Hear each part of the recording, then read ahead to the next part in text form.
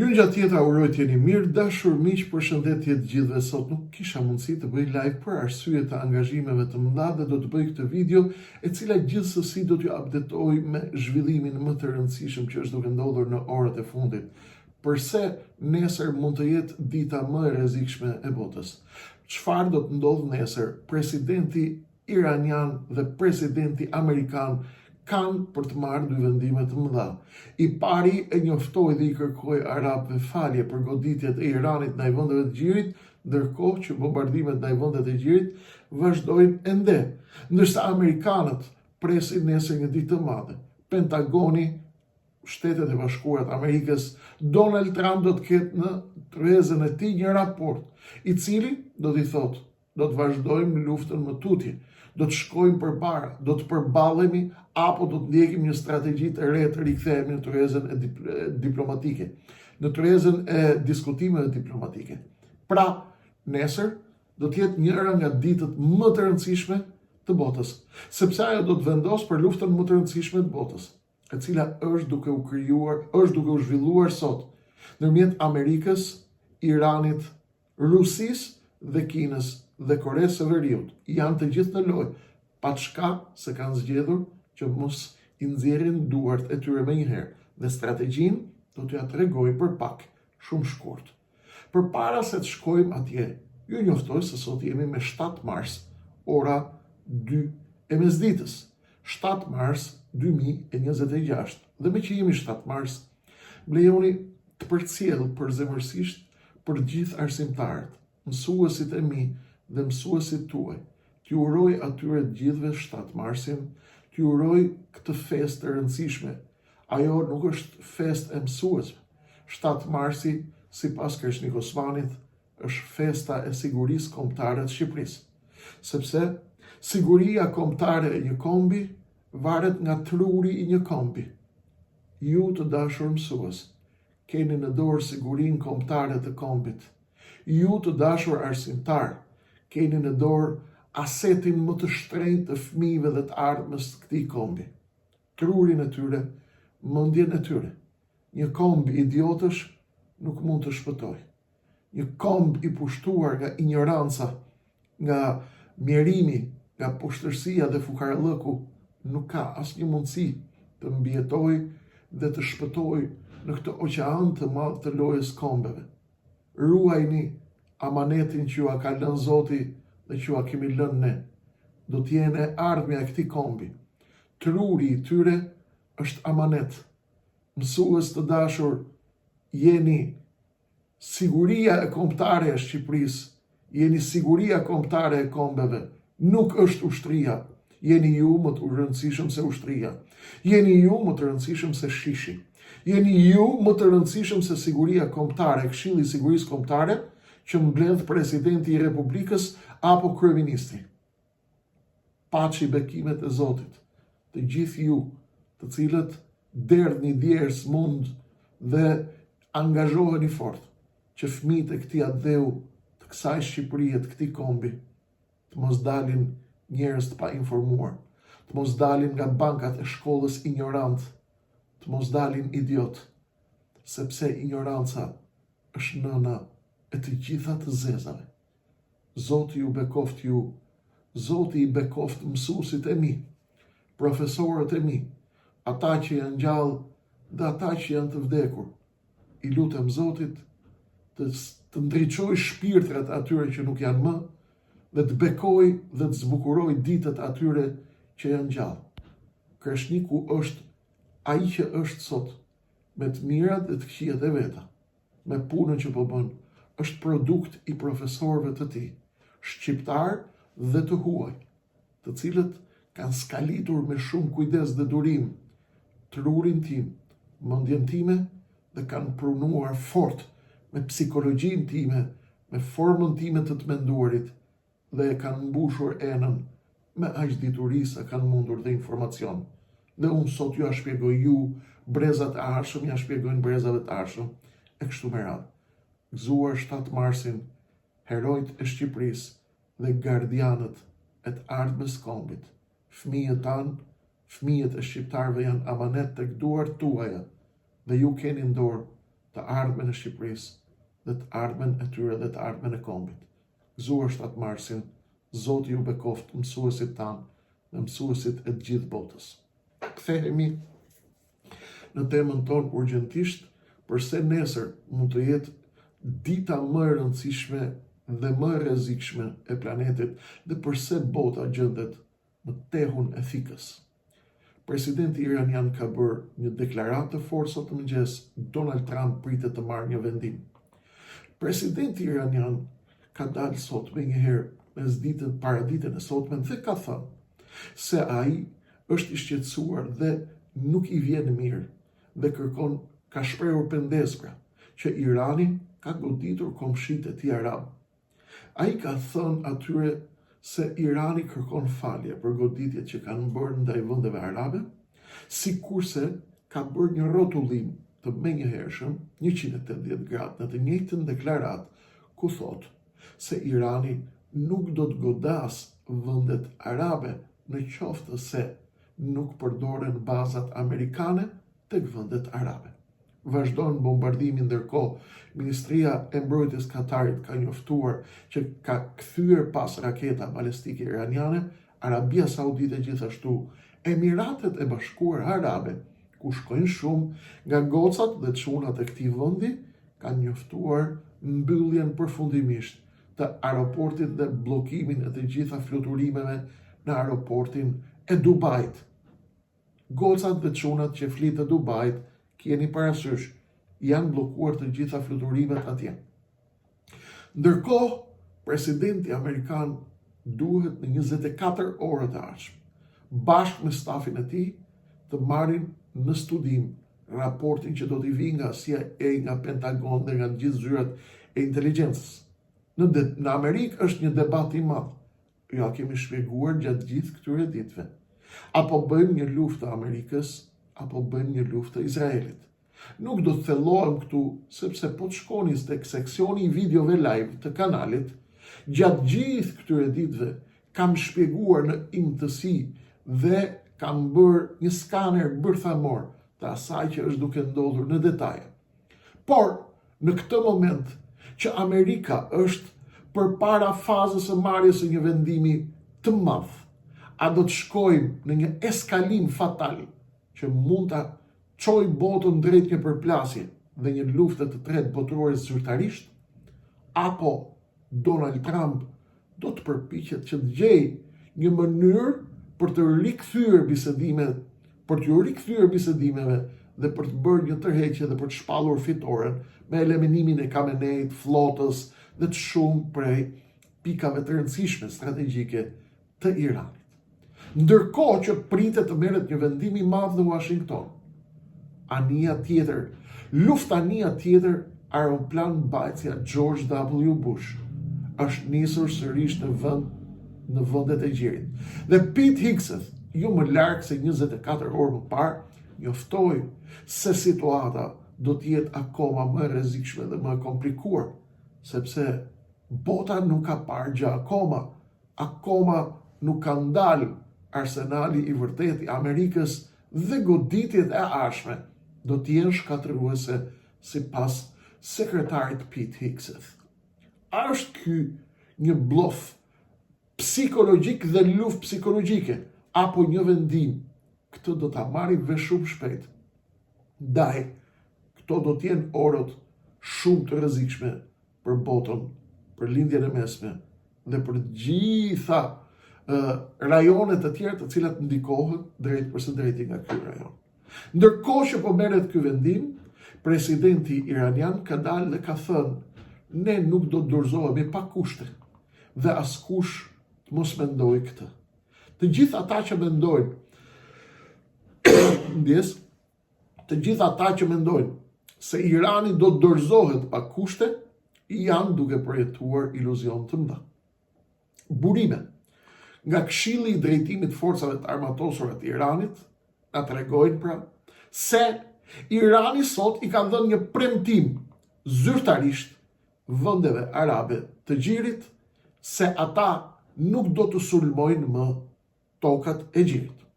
Në pamje të parë, ky është tregues që do shkojmë drejt një qetësimi të ujrave dhe tensione. Në fakt, Turqia dhe Azerbajxhani, sipas raporteve të shërbimeve rajonale dhe të atyre ndërkombëtare, mendohet se janë goditur nga dronë të ngjashëm me dronë Shahid të Iranit, të cilët kanë qenë imitim, në mënyrë që të ndodhë e njëjta gjë që ka ndodhur në vendet e Gjirit, pra, të provokojmë sulme në mënyrë që t'i hedhim të gjithë kundër Iranit. Por, a do t'jenë në gjendje iranianët ta justifikojnë, apo kjo është një strategji e tyre për të treguar se armiqtë të tanë janë duke imituar raketat tona dhe dronët tanë në mënyrë që ju t'ju godasin ata dhe të na vendosin të na çojnë ne faturën. Kjo është një lloj lufte, të cilën nuk e zgjidhin ne dot as mendjet e internetit. Këtë e zgjidhin shërbimet sekrete, sepse ata kanë informacione se nga vinë, ku vinë, si i dërgojnë dhe kush i dërgon. Qëllimi i iranianëve në këtë moment është të rrisin presionin ndaj Amerikës nëpërmjet lënies së tyre dhe braktisjes së aleatëve të Amerikës, duke u kërkuar vendeve të Gjirit falje dhe duke u treguar atyre se Irani nuk do të godasë më. Iranianët dërgojnë shumë mesazhe. Dërgojnë mesazh për Amerikën se ne do të tërhiqemi dhe do të përpiqemi t'ju lëmë pa aleatët tuaj në vendet e Gjirit. Do të përpiqemi të shtojmë presionin brenda dhe të rrisim aleancën e Iranit me pjesën brenda Amerikës, e cila është kundër luftës dhe ka thënë kjo nuk është lufta amerikane. Ndaj janë duke i bërë të gjitha këto lëvizje. Kongresmen amerikanë, ne ju kemi thënë, kanë sulmuar fort dhe kanë thënë që Trumpi ishte i vetmi që Izraeli dhe Tel Avivi ja mundi ta bind dhe ta fusë në këtë luftë. Kongresmen dhe congresswoman kanë dalë dhe kanë thënë që nuk ka një president amerikan prej vitit 1979 deri më sot, të cilin izraelitët nuk janë përpjekur që ta bëjnë dhe të kalojnë nga ana e tyre. Nuk ka një president amerikan prej 79-s, kur fitoi revolucioni i Imam Khomeinit në Iran. Nuk ka një president amerikan i cili nuk është ftuar nga Tel Avivi për të shkuar në luftë me Iranin. Por i vetmi kanë thënë kongresmenët dhe congresswoman, i vetmi që ka pranuar këtë është presidenti Donald Trump, duke e sulmuar atë me termat më të ashpër, më agresiv të mundshëm. Pjesa më e madhe e vendeve të Europës, ju e shikoni, janë kundër luftës. Spanja ka marrë rolin e avangardit dhe është duke marrë tashmë edhe solidaritetin e pjesës tjetër të Europës, e cila i është kundër përgjigjur Donald Trumpit dhe i ka thënë që ne nuk do ta lëmë Spanjën vetëm përballë kërcënimeve të makinerisë Trump të ndëshkimit nëpërmjet sanksioneve. Ndaj kjo tregon që edhe Europa nuk e ka më shumë qef luftën, pavarësisht se është e detyruar ta përkëdhel sedrën e Washingtonit dhe të Trumpit her pas here. Ne ju kemi thënë vetëm një natë më parë, tek live-et që kam bërë, kam folur në detaje për rezervat e naftës, apo ato që quhen Strategic Petroleum Reserves, rezervat e petrolit strategjik. Amerika i ka në problem, i ka me mangësi në këto momente dhe është duke parë se cila është situata e depove të armatimeve. Pete Hegseth, sekretari i luftës, ka thënë, ju nuk e keni iden dhe as mund ta imagjinoni se çfarë armatimesh ka Amerika dhe goditjet tona do t'jenë shkatërruese. Ndërsa Donald Trump është i detyruar të bëjë balancën midis skifterëve të luftës, midis raporteve të inteligjencës, raporteve të Pentagonit dhe të generalëve të mëdhenj, tek të cilët Donald Trump dyshon her pas here. Ju e dini mirë këtë, sepse loja është edhe atje shumë më komplikuar nga ajo që duket. Irani në fakt po tenton në këto moment mos hyjë në luftë me vendet e rajonit. Po ç'është ky njoftim I Iranit? Çfarë qëllimi kanë iranianët në këtë moment në të cilin Donald Trump do duhet marrë këtë vendim të madh? Përse iranianët I thonë vendeve të gjirit që ne nuk do t'ju godasim ju. Dhe vetëm pas një minuti, I thonë ne nuk do t'ju godasim në rast të se nuk përdoren tokat tuaja për ta godit ne. Pra bëjni pak presion Amerikës. Dhe duket që ka një koordinim. Bëjni presion Amerikës. Dhe Arabët tashmë do të rrisin presionin ndaj Amerikës. Ne po paguajmë faturën e luftës së Izraelit. Nga ana tjetër, Izraeli po luan me shumë kujdes që të fshehë të gjitha dëmet e tij. Ndërkohë që në luftën e 12 ditëve në qershorin e vitit të shkuar, ne u përballëm qartësisht me zhvillimet e mëdha dhe I morën vesh disa humbje nga pala izraelite. Tashmë në këtë moment Izraeli ka zgjedhur strategjinë e bllokadës totale të asaj që është duke ndodhur. Askush nuk e kupton dot se cilat janë dëmet që po ndodhin në Izrael dhe dëmet janë shumë të mëdha. Janë shumë më të mëdha se dëmet e luftës së 12 ditëve. Ndërsa Irani në këtë moment nuk po përballet vetëm me Amerikën, po përballet me gjithë botën. Tashmë ndryshon Irani strategji. Pse në këtë moment? Në cilat janë arsyet? Ne do të bëjmë disa analiza këtu të zhveshura nga tifozët e të gjitha palëve, të cilët kanë nevojë të fitojnë pik diku apo të humbasin pik diku tjetër. Ne kjo pjesë nuk na intereson. Ne na intereson kuptimi, sa po thash, për mësuesit që janë gardianët e sigurisë kombëtare, sepse truri dhe kokra e orizit është gjë e madhe. Është aq e vogël, sa që edhe sqepi I pulës me zi e kap. Kur lëviz kokra e orizit, situata është krejt e rrezikshme. Irani po lufton me gjithë botën dhe tashmë ndryshon një strategji pikërisht atëherë kur amerikanët do të marrin vendim. Çfarë do të thotë që Irani merr vendim pikërisht në këtë moment për këtë? Kjo deklaratë dhe ky zhvillim I Iranit ka disa kuptime.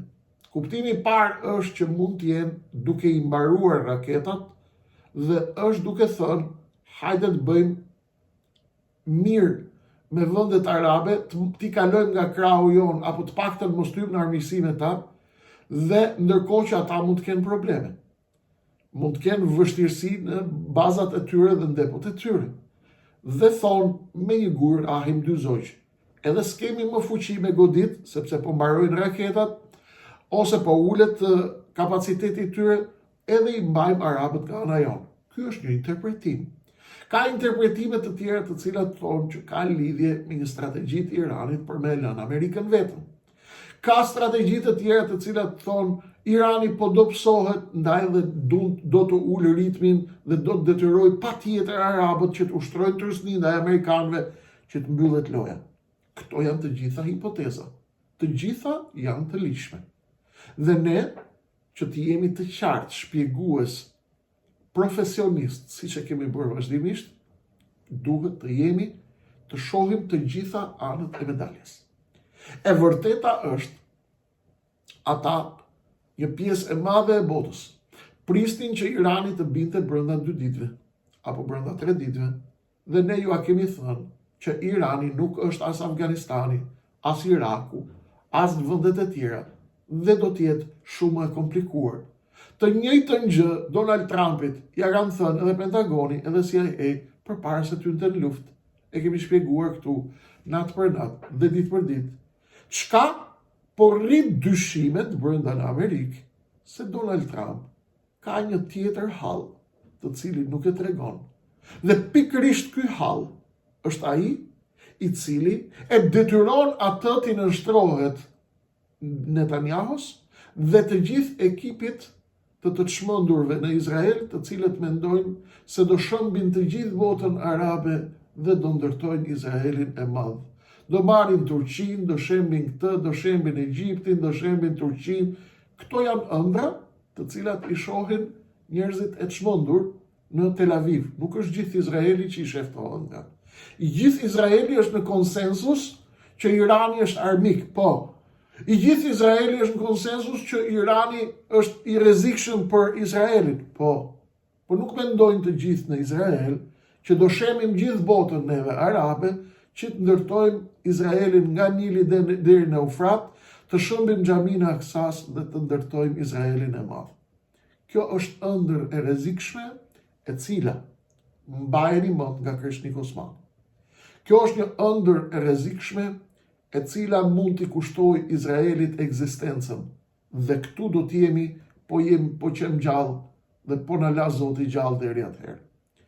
Në qoftë se Izraeli nuk shpëton nga të çmendurit që shohin ëndra me Bibël edhe me Torat, për shëmbjen e gjithë botës dhe për t'u kthyer në tokat e të parëve 3500 vjet. Kjo do të jetë ekzistenciale, rrezik ekzistencial për popullin e Izraelit dhe për shtetin e Izraelit. Historia do t'i tregojë të gjitha. Je në një oqean krejtësisht të huaj dhe çdo rrëshqitje e këmbës së Amerikës në luftrat e ardhshme dhe në përballjet e ardhshme botërore me rivalët e saj për përcaktimin e rendit botëror, Izraeli do të mbetet vetëm. Kujdes. Të mençurit e Izraelit po luftojnë, po ulërasin dhe po bërtasin bashkë me të mençurit e Amerikës. A do të mbizotërojë zëri i arsyes apo zëri i gjakut i luftës dhe i terrorit? Këtë do ta shohim në vijim. Por Donald Trump do të duhet të marrë një vendim të madh. Tani, nesër, ndaj nesër do të jetë dita më e rëndësishme e botës dhe mund të jetë njëra prej ditëve më të rrezikshme të saj. Kjo do të thotë edhe një herë që të dyja palët po luajnë me të gjitha mundësitë dhe fuqitë dhe me të gjitha strategjitë në këtë moment. Irani kundër të gjithë botës. Si është e mundur? Ka vetëm një mundësi. Prapa ti është Rusia dhe Kina. Dhe s'ka asnjë mundësi tjetër. Dhe kjo i jep Iranit siguri që të lëshojë raketa në 20 shtete. Sepse nuk janë raketat e tij dhe ka coverin nga mbrapa Rusin me Kinën, të cilat i thonë ec përpara se nuk mbarojnë raketat se të furnizojmë ne. Nuk ka asnjë llogari ushtarake, as të shërbimeve të inteligjencës, e cila të jep logjikën që të përplasesh me 20 shtete apo me 50 shtete. Irani praktikisht është duke u përplasur me gjithë botën. Dhe kjo ka lidhje vetëm me një fakt. Faktin që Rusia dhe Kina janë duke suportuar Iranin. Rusia e tregoi në ditët e shkuara që i ka dhënë informacione jashtëzakonisht sensitive, duke u hakmarrë ndaj Amerikës dhe amerikanëve të cilët furnizonin vazhdimisht Volodymyr Zelenskin dhe ushtrinë e Ukrainës me informacion kundër trupave ruse. Por nga ana tjetër, rusët dhe kinezët po luajnë violinë e dytë dhe po luajnë më të tërhequr. Po kjo nuk është një strategji e re. Ju e keni parë që e njëjta strategji është ndjekur nga Vladimir Putini kur filloi lufta civile dhe përplasja apo ajo që u quaj pranvera arabe e Sirisë në vitin 2011. Në 4 vitet e para të luftës, Rusia qëndroi në kushtet e denoncimit të luftës kundër Bashar Asadit dhe rrëzimit të regjimit të Iranit. Dhe vetëm në vitin 2015 Rusia u fut në luftë zyrtarisht dhe u bashkua me Iranin duke hedhur bomba kundër popullit sunit të Sirisë. Miqt e botës shiite do të na thonë ç'është kjo bisedë dhe nuk do t'i vi mirë nga kjo. Por e vërteta është e vërtetë. Dhe e vërteta paguhet prej nesh me gjak, me shpirt dhe vërtetësi. Ai ishte gabimi fatal edhe i Rusisë, edhe i Iranit, kur u futën në armiqësi me oqeanin sunit të lindjes mesme për tekat e Iranit dhe të projektit shiit të general generalit amerikan pra, generalit iranian pra që u vra atje. Kasemi ishte personi i cili strukturoi perandorin e re iraniane dhe Irani u armiqësua pikërisht në Siri me lumin dhe me oqeanin e Madh Sunit, sepse në Siri kishte projekt shijizimi të Damaskut dhe të Sirisë dhe të Alepit, dhe në pjesën tjetër të botës arabe kishte nevojë të rriste influencën e saj me grupet proxy. Deri tek influenca e rritjes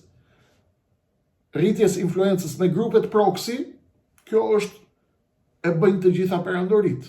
Arabët bëjnë të njëjtën gjë, persët, iranianët bëjnë të njëjtën gjë, turqët bëjnë të njëjtën gjë.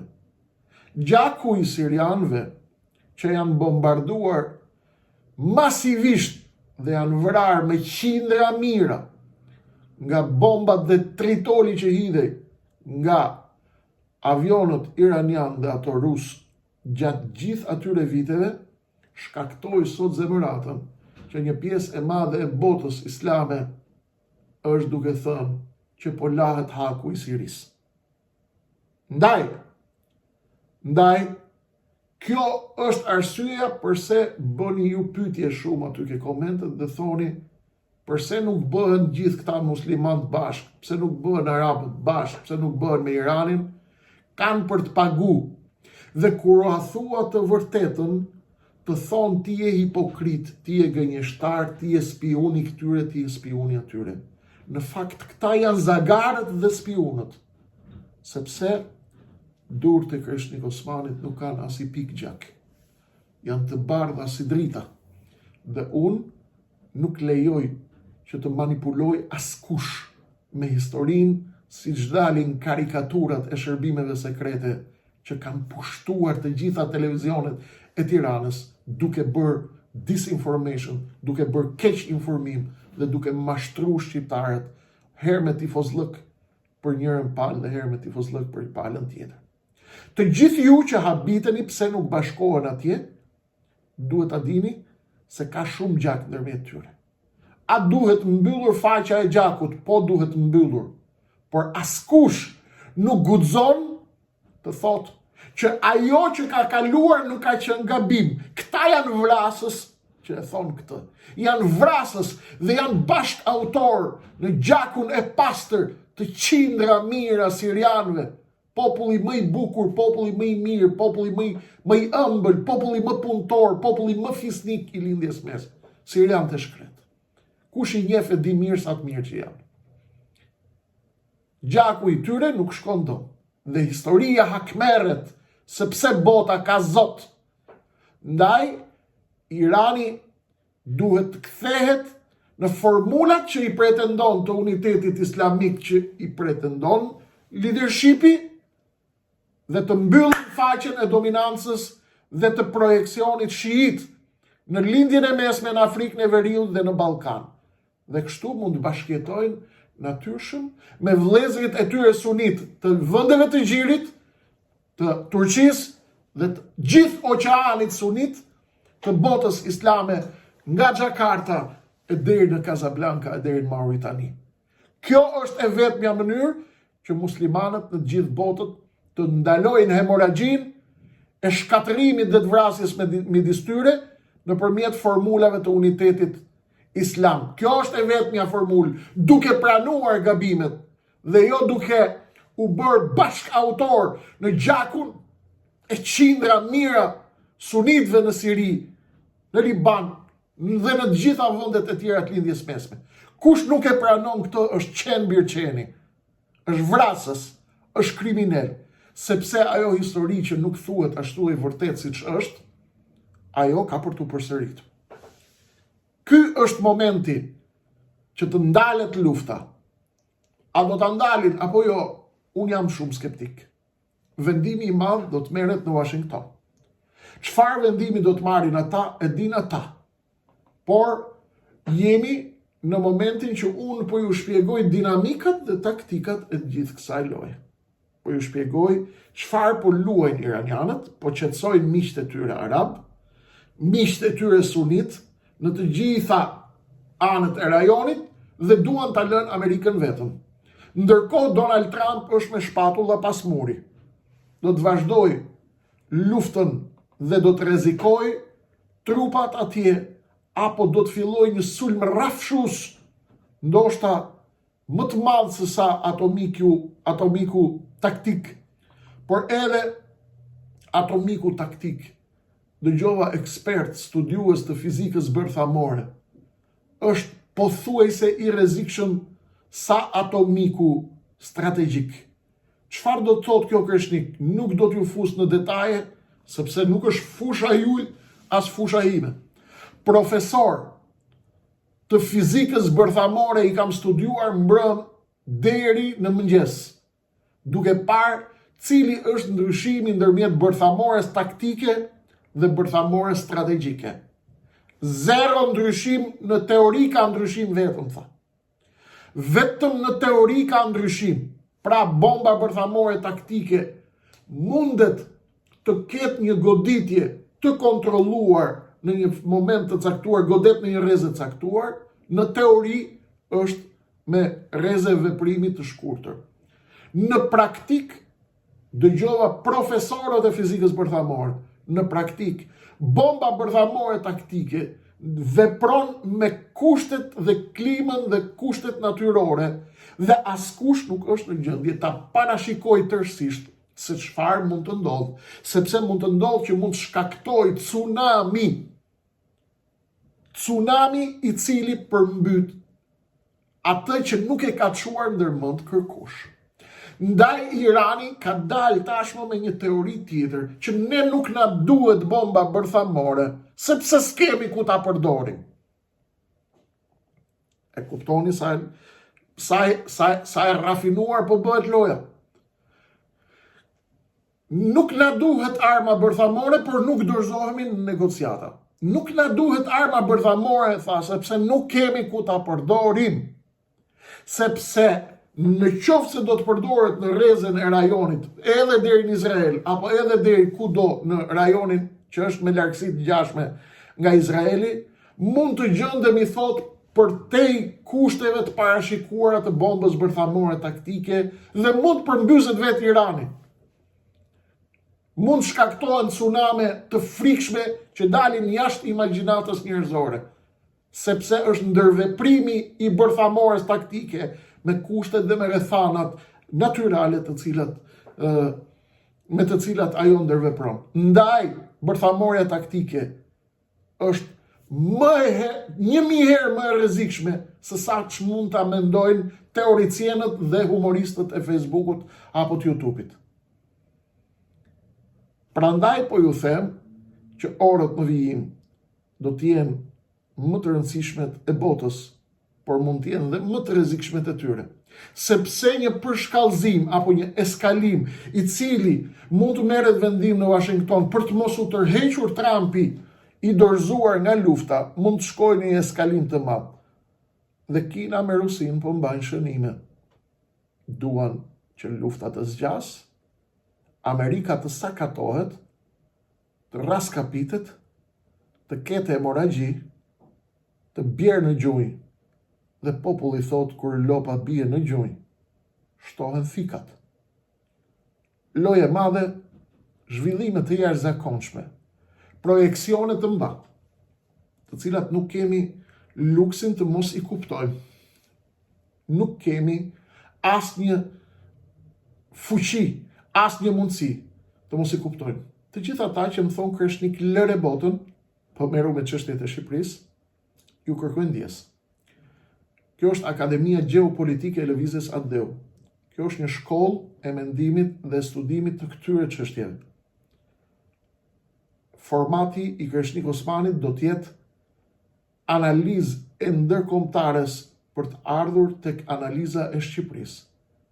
Këta të Shqipërisë janë zar fondacionesh, zar ambasadash, zar shërbimesh rajonale. Dhe nuk konceptohet formimi i shqiptarëve pa i kuptuar lojën e madhe, të kuptojnë lojën e brendshme. Mos u lodhu një kot, formatin se si shpjegoj e zgjedh unë. ai që e pëlqen formatin e dëgjon, ai që nuk e pëlqen formatin i kërkoj ndjes, por ky është një vendim që është marrë nga unë.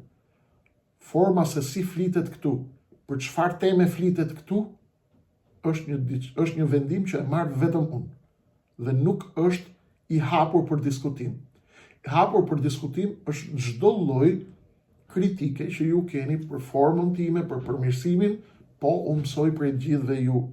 Kreshnik, mos e zgjat shumë, mos e ul shumë, mos e përsërit shumë, bëje kështu, bëje ashtu, në formë. Në thelb nuk ndryshon asgjë. Në formë patjetër pres të përmirësohem çdo ditë dhe mësoj prej këshillave tuaja të cilat vijnë me dashuri. Lufta kushton 1 miliard euro në ditë. Nga 700 milion deri 1 miliard euro në ditë. Çfarë do të ndodh? Do ta shikojmë në minutat në vijim. Rishihemi në darkë me kismet.